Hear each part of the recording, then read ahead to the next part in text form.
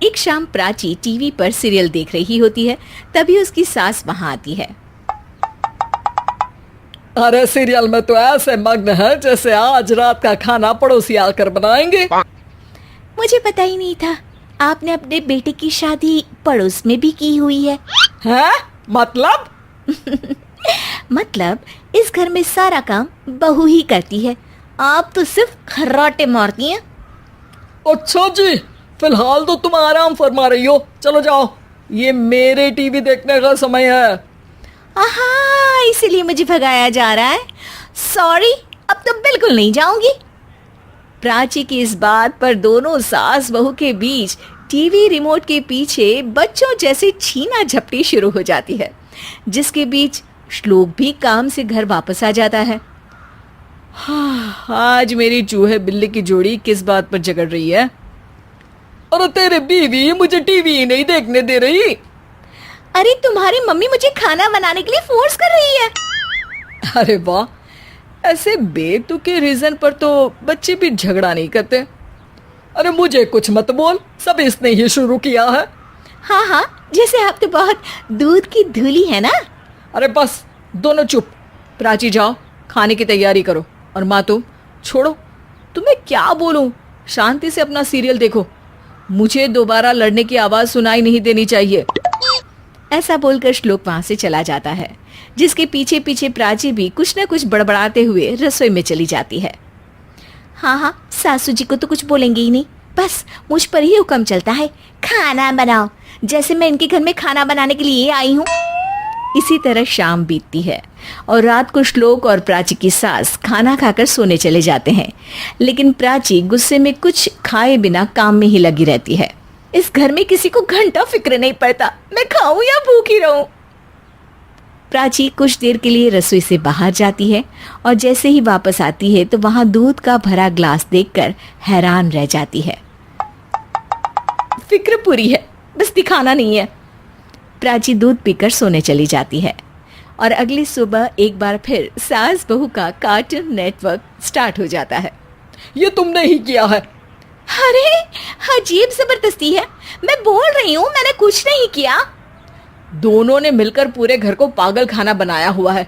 यहाँ कोई नॉर्मल इंसान तो रह ही नहीं सकता, इसीलिए अब पड़ोसी क्या रिश्तेदार भी घर आने से कतराते हैं।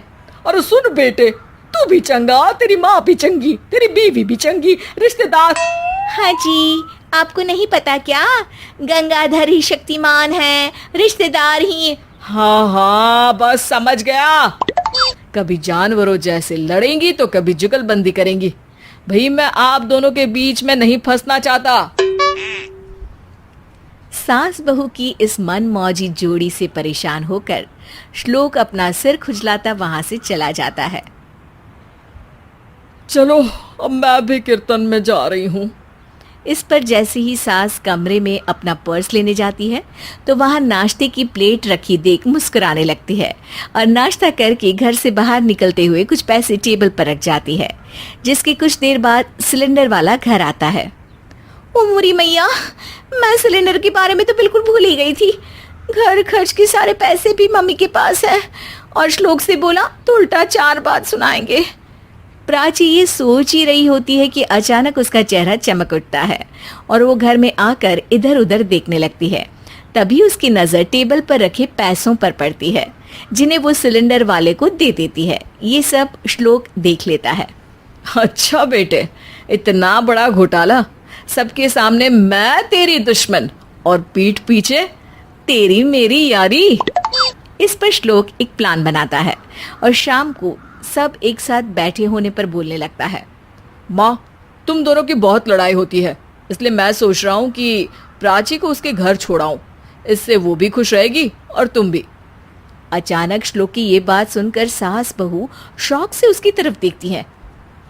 अरे ऐसे कैसे घर छोड़ाओगे, मुझे कहीं नहीं जाना। अरे तुमने बोला नहीं पर मैंने सुन लिया, तुम्हें मम्मी के साथ रहना अच्छा नहीं लगता, मुझे पता है। अरे वो, अरे जब बहू खुद कुछ काम बोले तो वो तुझे सुनता नहीं, और अब जो इसने बोला ही नहीं वो तू समझ गया। जब उसे नहीं जाना तो फिर जबरदस्ती क्यों कर रहा है?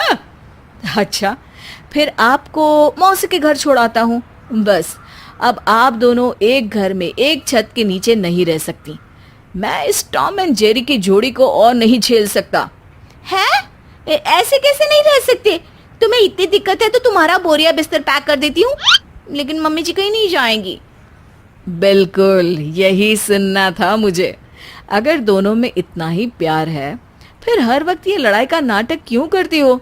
देखा मैंने कैसे माँ किचन में दूध रखती है और तुम उनके लिए कमरे में नाश्ता रखती हो, और कैसे वो पहले ही तुम्हारी दिक्कत समझकर घर में पैसे रखकर बाहर जाती है। अरे भाई, इतना ड्रामा तो डेली सोप में भी नहीं होता जितना तुम दोनों ने इस घर में फैलाया हुआ है।